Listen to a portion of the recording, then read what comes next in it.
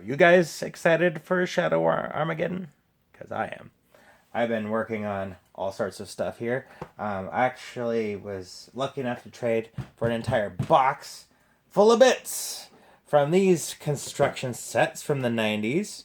These are old. This is an old hexagon construction set, platformer, and chemical plant. There was a bunch of these that all opened, and in piles of sprues in this big tote back here. And I traded a whole bunch of APP stuff to DCP Hobbies in Longview, Washington. So thank you guys for trading and giving me all the sprues.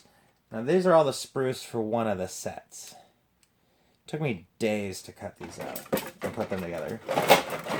And what I wanted to do was do some really cool modular tile sections.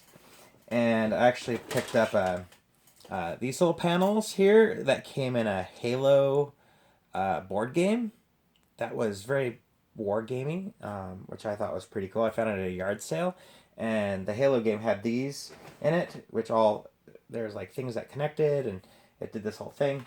Like here's another piece that I glued some stuff to, but these would actually like interlock into these little square units and whatever. It was kind of lame scenery, but the plastic was totally worth it because I love gluing plastic together. I also had an old Necromunda box set that had lots of these babies. Now, if you're familiar with the old-fashioned Necromunda, it came with these awesome plastic pieces that connected to these really cheap cardboard cutouts. But still functional. I still play with these. I mean, if you need something that's flat that can store in a box, there you go. Here's a platform right there. Yeah, it's kind of cheap, but these were high quality, and they could also interlock like that, so you could do like levels. But what I did was I took some of these, I filed off the top pieces, and I attached them in here. So here is kind of a hodgepodge of a lot of like all three of these sets, along with some other pieces. Some of these other ones just snap in with these little connectors. These other ones snap in with these long sliding connectors. And the rest of it's glue. This panel right here, this was off of this transforming pyramid toy that I found at a Goodwill, and broke it all apart and used all the bits. But yeah, that's from a toy. This is from like several different construction sets, and all these little pipes and stuff, these are from that chemical plant set. And what I did was I spray painted it silver, then I did a black wash over the whole darn thing, and then I went in with rust effects paint and rusted out all this kind of stuff. And it's coming along. This is about half finished, but I've already played a few games with it, and it's pretty cool. When designing these platformers, you want to design some tactics that'll happen when you and your opponent are battling all over this scenery. So one of my tactics was I wanted these to interconnect. So if I had like a bridge section, and this is from an HO scale train set, I wanted to be able to lay these bridge sections together like that from place to place, so that when guys are crossing, they could get knocked off as per the rules, or these could get destroyed, and there's all kinds of ways you could play. Just make up your own rules. So I'm going to show off some more here.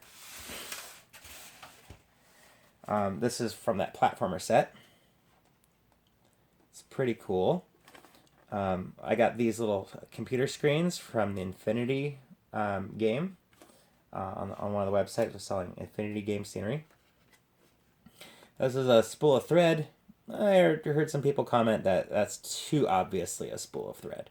So I'm going to have to decorate this with something, or glue more on it, or kind of hide the fact that that's a spool of thread. Because you want it to look like something unique. And it's really cool when you use cheap found objects like that, but you also want it to not look too cheap. So I'm going to try to hide that a little bit better. But there's the layout of that one. It's kind of a neat platform. And then I was on another wargaming group, and I was asking, like, how do I, like, add more color and the people on the group said just add the color. So on here I'm trying it out. I just painted these yellow, and this is just straight up dry brushed yellow on top of the silver that was black washed. So we have that kind of dirty look already, but the yellow really pops it out. I noticed that a lot of industrial scenery is painted blue and then dry brushed light blue, and for some reason it looks metallic.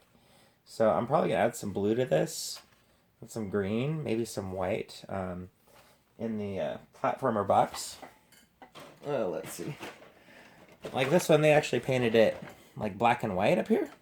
Kind of make it orky looking with some, yellow caution kind of stuff. This one, I think they painted it, looks like it was painted blue and then dry brush silver, but it looks all metallic. So this is unpainted. I was working on this section. I'm probably going to change it up a bit before I glue it on, but I'm going to glue it onto this somehow and make it cooler. But yeah, so I'm going to try different colors. Just, I got my silver base and with my black wash, and just going to add some color to it, and hopefully it'll turn out even better. And then these smaller little halo sections, I wanted to do something kind of cool. So these are like some spools for some sort of yarn or thread that I had laying around. Again, I'm putting these little computer screens. I'm going to add some color to it.